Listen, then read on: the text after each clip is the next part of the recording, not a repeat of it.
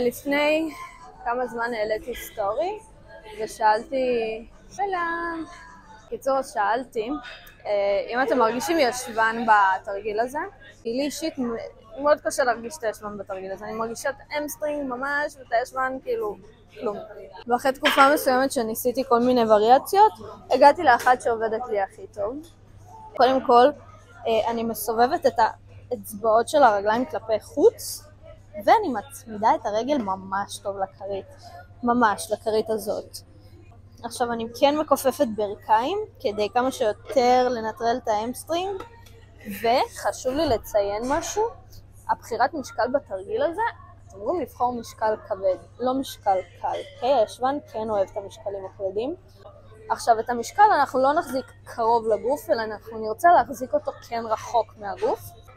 אנחנו לא ממש מעגלים את הגב, אלא להפך, אנחנו כן רוצים לשמור על גב ניטרלי, זאת אומרת כמה שפחות תנועה בגב, אבל אני לא רוצה לעשות את זה.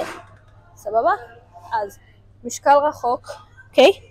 כמה שאפשר, כן? ואני דוחפת את הישבן לתוך הכרית ממש כמו היפ טראסט, אבל הגב לא מתעגל כל כך. עולה מקבצת, יורדת.